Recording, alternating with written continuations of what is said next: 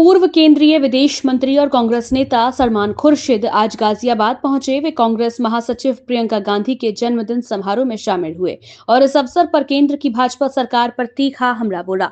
सलमान खुर्शीद ने कहा कि सरकार मनरेगा योजना को समाप्त करके केवल प्रतीकात्मक कार्यों से काम नहीं चला सकती। उन्होंने भाजपा पर भ्रष्टाचार के आरोपों का जवाब देते हुए पूछा कि अगर कांग्रेस ने भ्रष्टाचार किया है तो उसका सबूत दिखाया जाए।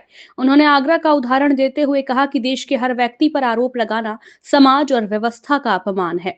उन्होंने कहा कि भाजपा को अब घर घर और सड़क सड़क जाना पड़ रहा है क्योंकि कांग्रेस ने उन्हें मजबूर किया है। चुनावी रोल में नाम कटने के मुद्दे पर उन्होंने सवाल उठाया और कहा कि जानबूझकर नाम कटने पर कष्ट होता है। उन्होंने एसआईआर के लिए समय देने और त्रुटियों को सुधारने की मांग की। गोवा में रहने वाले भारतीय नेवी के पूर्व चीफ का उदाहरण देते हुए उन्होंने कहा, जिन्होंने देश की सुरक्षा में अपना जीवन लगाया, उनका अस्तित्व भी खतरे में नहीं होना चाहिए। दिल्ली दंगों से जुड़े मामलों में आरोपी शर्जील इमाम और उमर खालिद की जमानत याचिका पर उन्होंने कहा कि सुप्रीम कोर्ट ने उनकी जमानत खारिज नहीं की, बल्कि उन्हें 1 साल का समय दिया गया क्योंकि वे उस कैंपेन का नेतृत्व कर रहे थे। राम मंदिर प्राण प्रतिष्ठा की पहले वर्षगांठ पर बोलते हुए उन्होंने कहा कि कांग्रेस ने उस समय राम का बहिष्कार नहीं किया था। उन्होंने स्पष्ट किया कि भगवान राम से कोई अलग नहीं होगा। सलमान खुर्शीद ने अपने संबोधन में भाजपा की नीतियों और कार्यप्रणाली पर तीखा हमला किया और लोकतंत्र और सामाजिक न्याय के मुद्दों पर जोर दिया। आज की जो प्रेस वार्ता रखी गई है वो उत्तर प्रदेश कांग्रेस कमेटी जो 100 दिन का कार्यक्रम हम लोगों ने बनाया है पार्टी ने, उसको बताने के लिए आपके बीच में हम लोग आए हैं। और मनरेगा से लेकर के जो एसआईआर का जो मुद्दा है उन पर सभी चीज़ों पे हमारे बीच में माननीय श्री सलमान खुर्शीद साहब पूर्व विदेश मंत्री जी, जिन्हें पूरे देश और दुनिया के लोग जानते हैं, विस्तार पूर्वक वो बताएंगे। और ये आज सौभाग्य का दिन भी है कि आज का दिन जो है माननीय प्रियंका गांधी जी का जन्मदिन भी है। और आप सब लोगों से निवेदन भी करेंगे कि आप पत्रकार वार्ता में जो केक काटा जाएगा आप भी उसमें सम्मिलित रहें। जो राहुल गांधी जी, आपने देखा होगा कि चाहे मनरेगा का मुद्दा हो, चाहे बेरोजगारी का मुद्दा हो, चाहे महंगाई का मुद्दा हो, चाहे वोटों की जो हेरा फेरी का मुद्दा चल रहा है, जो नकली वोट बना के काम किया जा रहा है, सभी उस पर जो राहुल गांधी जितना मुखर होकर के देश के आवाम से जितनी वो बात कर रहे हैं, जितना सरकार के खिलाफ वो बोल रहे हैं, उतनी ताकत से हमारे बीच में कोई किसी पार्टी का नेता मुद्दे हैं आम जनता के, उनको लेकर हम लोग घर घर पहुंचे। मुख्य बात ये होती है कि अगर आपकी आवाम से, जनता से दूरी हो जाती है तो फिर आपको ये परिणाम देखने पड़ते हैं। अब किसकी दूरी है, किसने दूरी समाप्त की है, यही एक असल प्रश्न होता है एक चुनाव में। हमने जो अभी आपके सामने बात रखी है कि किस तरह से हम हर गांव में, हर घर में जाने का प्रयास कर रहे हैं और वहाँ वो बातें उठा रहे हैं जो हम मानते हैं कि वो सीधी सीधी जनता से जुड़ी है, उसका कोई ना कोई दूरगामी प्रभाव पड़ेगा, ऐसा हमारा मानना है। लेकिन इसके बाद और बहुत सारी चीज़ें हैं जो राहुल जी लेकर इस वक्त चले हैं और जिस तरह से उन्होंने बीड़ा उठाया है और जिस तरह से उन्होंने कहा है कि हम संविधान की सुरक्षा का मतलब ये है कि हम हमारी अपनी जो सोच है, संविधान हम सब की सोच से बना है और हम सब की जो सोच है, जो भारतीयता की सोच है, उसको सुरक्षित कैसे रखा जाए और हम अपनी राष्ट्रीय एकता को सुरक्षित कैसे रख सकते हैं, इस सवाल को राहुल जी ने बार बार उठाया है। मैं समझता हूं और व्यापक रूप से ये बातें गाँव जाएंगे तो कांग्रेस भी गाँव गाँव जाएगी, अपनी बात रखेगी, भाजपा भी जाएगी। तो जब भाजपा उसको भ्रष्टाचार से जोड़ेगी तो आपके पास क्या बचाव है कि नहीं ये मनरेगा ठीक था और ये जो है ये गलत है। देखिए, भ्रष्टाचार कहाँ हुआ जो पकड़ा गया, कहीं तो होता। गुजरात में कब से है वो सरकार में, उन्हें कम से कम एक उदाहरण देना था कि इस तरह से भ्रष्टाचार होता है।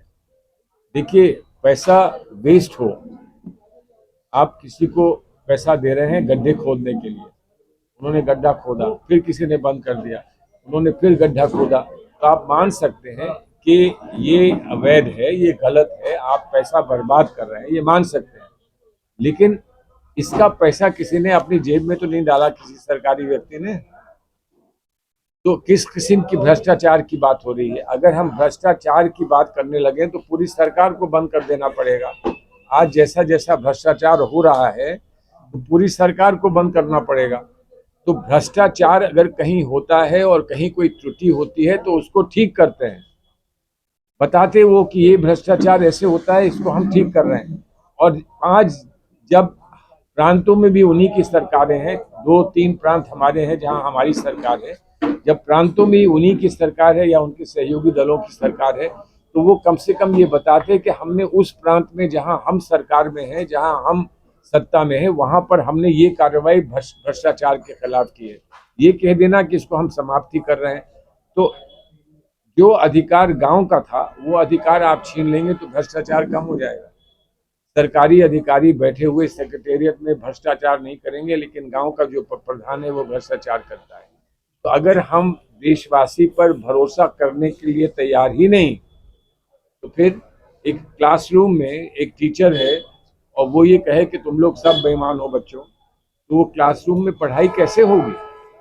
हो सकता है एक बच्चा हो बेईमानी करता हो सकता है वो किसी कहीं से कागज ला के कॉपी करता हो, तो उस बच्चे को समझाना होगा, रोकना होगा कि क्लास ही बंद कर देनी है। ये बात, इनकी जो भ्रष्टाचार वाली बात है, ये तो सिर्फ आंखों में धूल झोंकने वाली बात है और कुछ नहीं है। इसको लेकर क्या कुछ भी बात चल रही है? नहीं, देखिए, सीएम फेस तो हम कभी नहीं घोषणा करते हैं। हमने हमेशा ये माना है कि आप मजबूती से चुनाव लड़ो, चुनाव जीतने के बाद जब मौका आए तो सारी पार्टी एक साथ बैठकर अपने नेताओं से जाकर आग्रह करती है कि आप फलां को यहाँ का नेता बना दीजिए। तो उस पर तो अभी चर्चा का कोई सवाल है ही नहीं, लेकिन मजबूती से हमें चुनाव लड़ना है और मजबूती से चुनाव लड़ने के लिए हमें कुछ निर्णय करने होंगे। जो निर्णय करने हैं उस पर चर्चाएं शुरू हो गई हैं। माननीय पांडे जी जो हैं वो लगातार हम लोगों को इकट्ठा करके बात कर रहे हैं, पूछ रहे हैं, समन्वय करा रहे हैं, लोगों को जोड़ रहे हैं, मिला रहे हैं।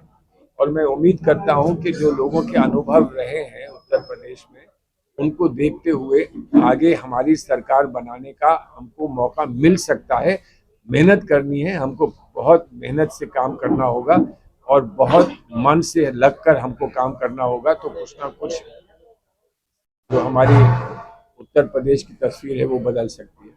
एक बड़ा सवाल होगा, उसका जवाब अभी देने का समय नहीं है, लेकिन एक बड़ा सवाल ये होगा कि आपका उत्तर प्रदेश में क्या आपस में अलायंस होगा किसी पार्टी के साथ कि नहीं होगा।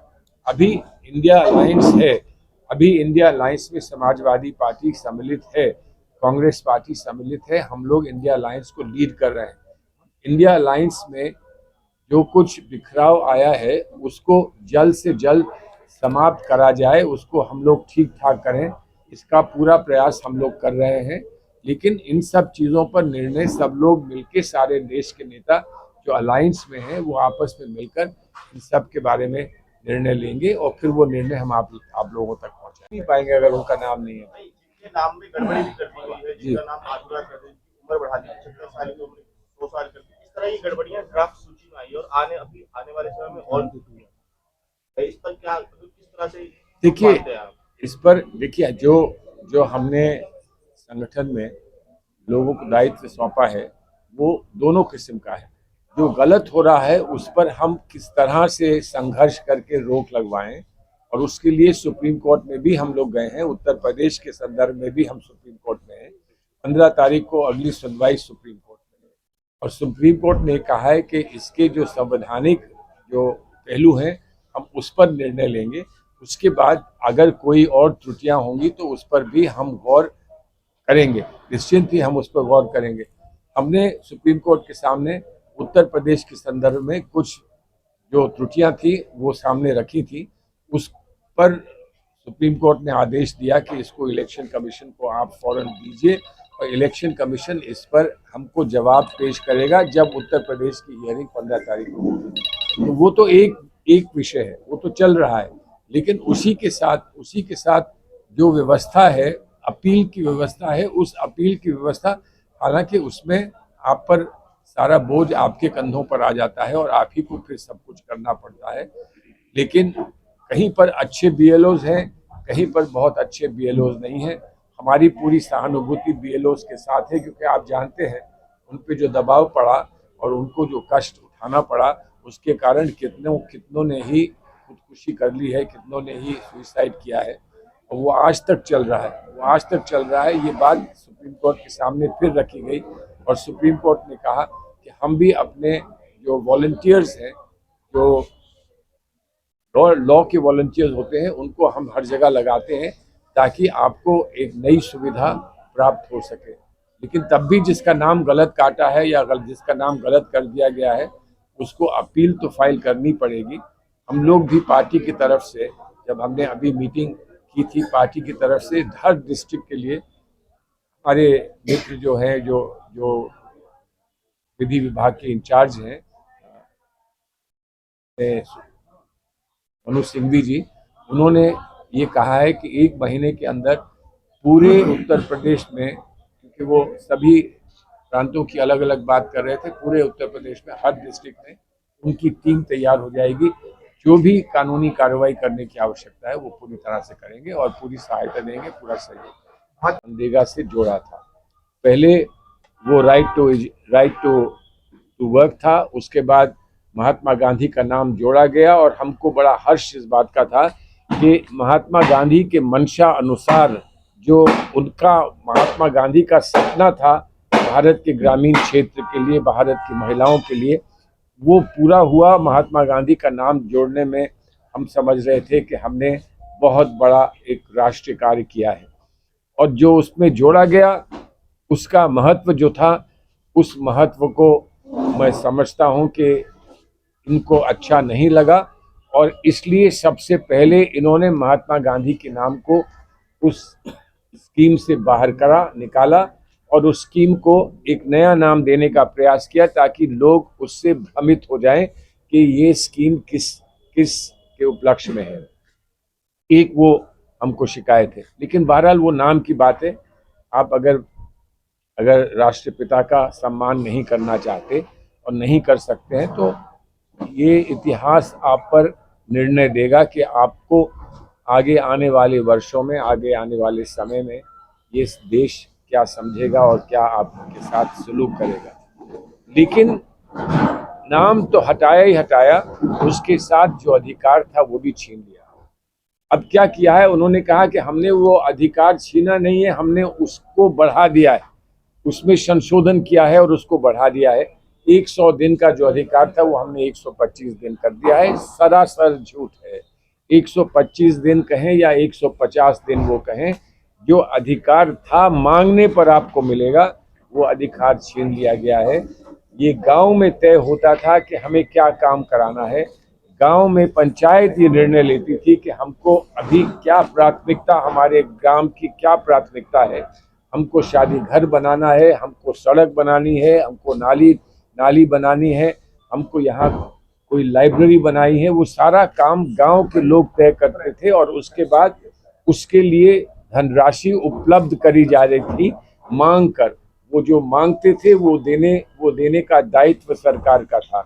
ऐसा नहीं था कि सरकार बजट तय कर दे कि आप इतना पैसा खर्च कर सकते हैं, आपके लिए हम इतना पैसा आवंटित कर रहे हैं, आपको हम इतना पैसा उपलब्ध करा रहे हैं, उसी के हिसाब से आप यहाँ पर काम करें। गांव के लोग तय करते थे कि क्या करना है और उसके लिए कितना पैसा उपलब्ध होना चाहिए, और फिर सरकार का दायित्व था कि वो पैसा पूरी तरह से उपलब्ध सरकार कराए। ये सब समाप्त कर दिया गया है। अब तो बजट बनेगा, सरकारी जो कर्मचारी हैं वो बैठकर सेक्रेटेरिएट में ये तय करेंगे कि कहाँ पर किस डिस्ट्रिक्ट में कितना पैसा जाना है और हर गांव सभा में कितना पैसा जाना है, वो तय करेंगे। और उसी हिसाब से तय करने के बाद, बजट तय करने के बाद, वो ये तय करेंगे कि अब यहाँ पर क्या क्या काम आप कर सकते हैं, कितने दिन में वो आपको काम करना है। और जब सरकार चाहेगी तो स्थगित कर देगी, उसमें उस चीज़ को समाप्त कर देगी। 20 दिन के लिए समाप्त कर देगी, 60 दिन के लिए समाप्त कर देगी। जब चाहेगी तब वो उपलब्ध नहीं कराएगी। तो जो कुछ जनता को देने की बात थी, जो हमने माना था कि एक लोकतंत्र में जनता ही राजा होती है और जनता को ही हर निर्णय लेने का अधिकार है, वो अधिकार जनता से छीन लिया गया है और अब वो सरकारी अधिकारी उस पर अपनी मनमानी करेंगे। ये हमारा ये मानना है कि एक बहुत दुखद बात है। अब इस बात को जाके घर घर हमें समझाना है, ये दायित्व हमारा है। इस बात को हमने अपने कंधों पर लिया है और आज से ही ये काम शुरू होगा। अध्यक्ष जी मुझे ये कह रहे थे कि पहली जो विजिट है इनकी वो गांव में आज ही है। आज दोपहर में आप कह रहे थे शाम में आप जाएंगे और आप आज ही से इस काम को शुरू करेंगे। हमको इस काम को हर गांव तक पहुंचाना है, हर गांव ग्राम सभा तक पहुंचाना है। इस बात को कहने के लिए और इस संदेश को आपके माध्यम से जहां आम जनता तक पहुंचाने के लिए हम लोग यहाँ आज आए हैं और उम्मीद है कि यही बात हम उत्तर प्रदेश के हर क्षेत्र में हमको सुनने को मिलेगी। बहुत गंभीर है और बहुत महत्वपूर्ण है।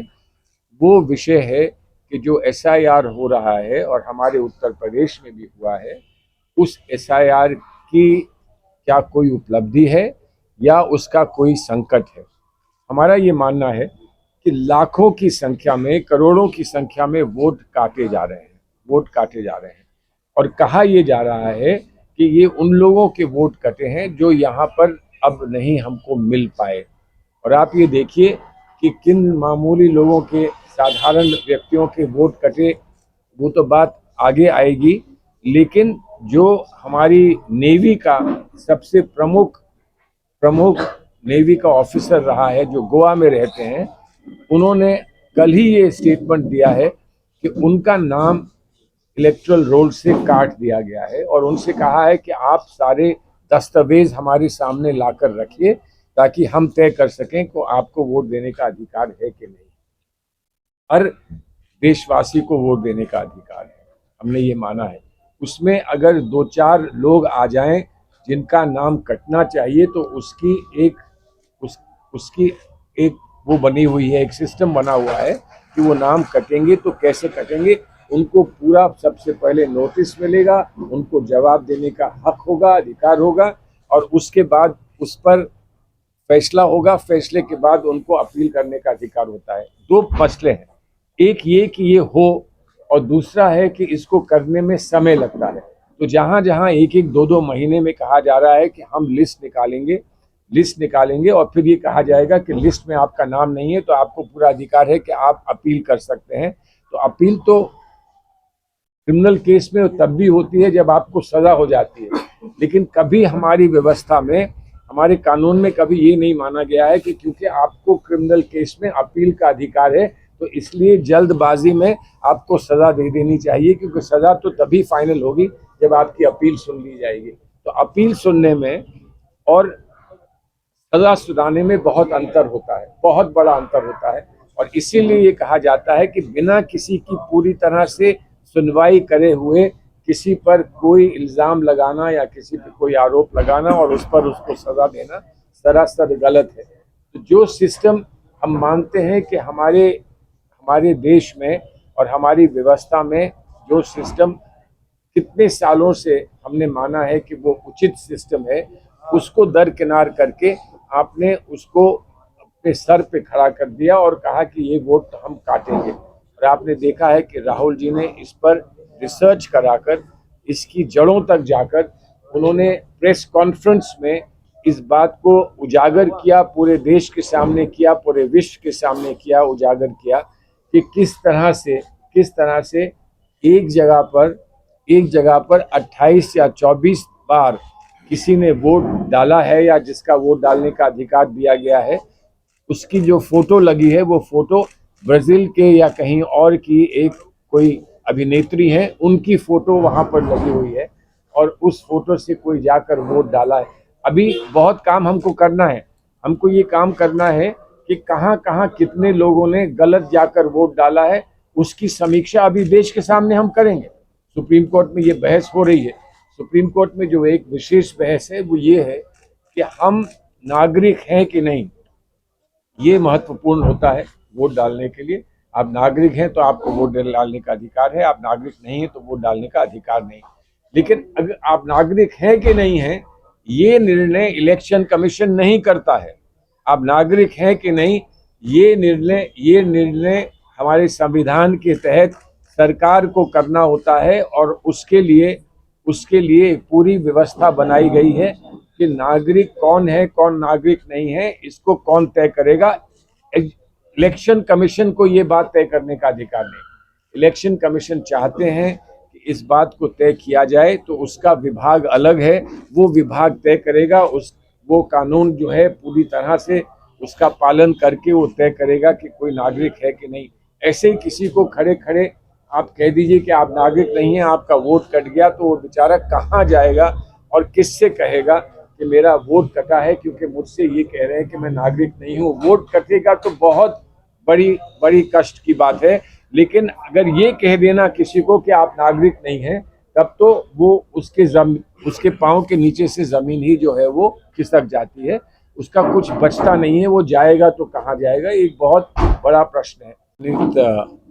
पत्रकार बंधुगण, आप लोगों का स्वागत है। बहुत लंबे समय बाद मुझे ये एक अवसर प्राप्त हुआ है कि मैं आप अपने साथियों के बीच में यहाँ गाजियाबाद में आप सबको यहाँ पर आपका स्वागत कर सकूं और आपसे ये वार्ता कर सकूं। जो हमको आदेश हुआ है, जो पार्टी का संकल्प है, वो इस समय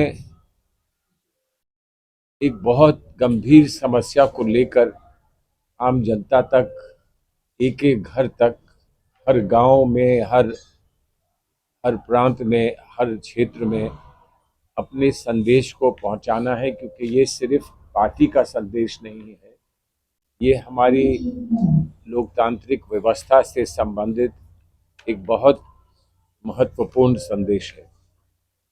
आज अगर हम जिन मुद्दों को लेकर आपके सामने आए हैं, उन मुद्दों पर हम लोग अगर मजबूती से खड़े होकर जनता को समझा नहीं पाएंगे और जनता की बात को समझ नहीं पाएंगे, उनके विचारों को हम आगे नहीं बढ़ा पाएंगे, तो बहुत बड़ी क्षति लोकतांत्रिक व्यवस्था को होगी और इसके परिणाम दूरगामी होंगे। और किस किस को आने वाले समय में, किन पीढ़ियों को आने वाले समय में इसको भुगतना पड़े और इसका खामियाजा भुगतना पड़े, इसका कहीं दूर दूर तक कोई अंदाज़ा भी नहीं इस समय लगा सकता है। मुख्य बात आज क्या है? मुख्य बात मनरेगा को लेकर है। बहुत सारे मुद्दे हैं इस समय और सभी पर कुछ ना कुछ हमारे साथी कहेंगे, लेकिन जो लक्ष्य है आज का, और जिस लक्ष्य को लेकर हम लोगों ने सारे आज पूरे उत्तर प्रदेश भर में हर डिस्ट्रिक्ट में पहुंचकर, हर जनपद में पहुंचकर अपनी बात कहने का प्रयास किया है, वो मुख्य लक्ष्य उसका मनरेगा से जुड़ा है। मनरेगा को आप अच्छी तरह जानते हैं, आपको थोड़ा सा विस्तार से उसके बारे में जो हम अभी पर्चा बांटेंगे उसमें भी लिखा हुआ है। 2006 से एक बहुत महत्वपूर्ण दूरगामी एक ये स्कीम बनी थी, जिसको बनाने का कारण क्या था उसको थोड़ा सा समझना चाहिए। हमारी जो अर्थव्यवस्था है उसमें ये माना जाता है कि हमारी देश की तीव्र गति से विकास के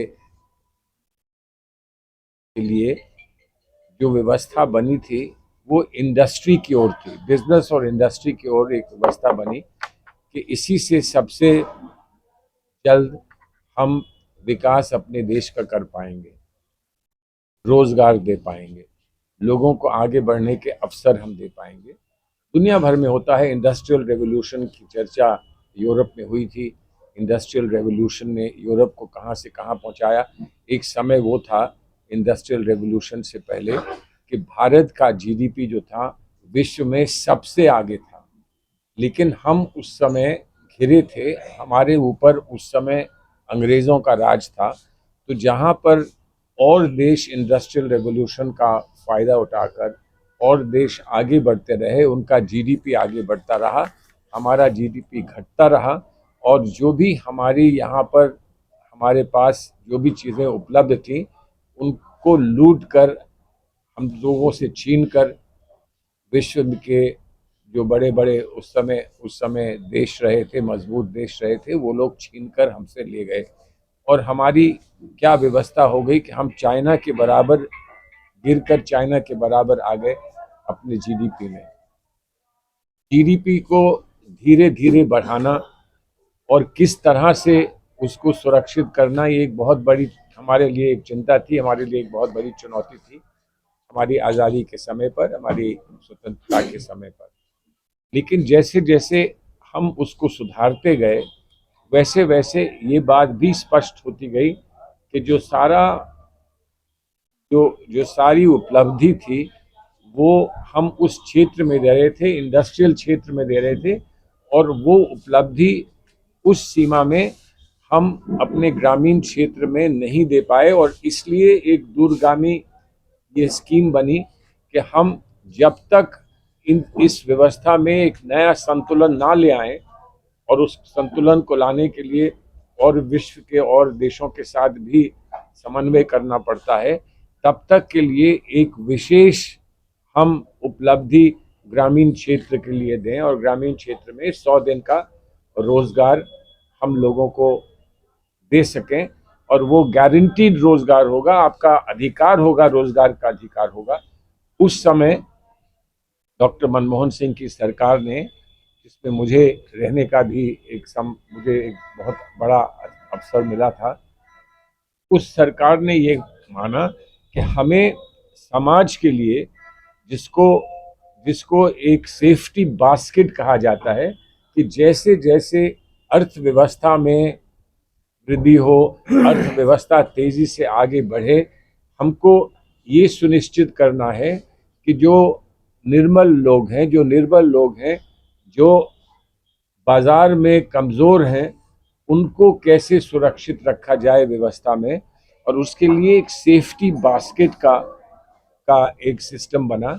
सेफ्टी बास्केट में हमने क्या क्या अधिकार दिए, उनका उल्लेख करना मैं समझता हूँ ज़रूरी है।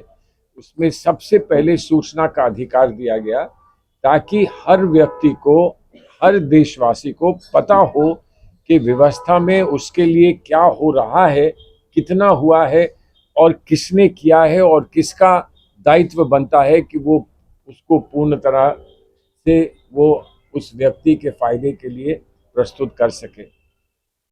उसके लिए फिर सूचना के अधिकार के साथ शिक्षा का अधिकार, जो बच्चों को 6 वर्ष की आयु से 14 वर्ष की आयु तक निःशुल्क शिक्षा प्राप्त हो सके, और वो अधिकार भी हो और दायित्व भी हो, जो बच्चों को शिक्षा मिल सके, वो एक बहुत बड़ा अधिकार दिया गया। स्वास्थ्य का अधिकार दिया, और बढ़ते ये सारे अधिकार बढ़ाते फिर हम खदान का हमने अधिकार दिया, आपको फूड सिक्योरिटी देकर। और आज जिस बात का बखान करती है ये सरकार, उसका जो नियम अनुसार उसकी व्यवस्था जो बनाई गई, और जो कानून के अनुसार उसकी व्यवस्था बनाई गई, वो उस समय बनी थी जब खदान का अधिकार दिया गया, फूड सिक्योरिटी दी गई।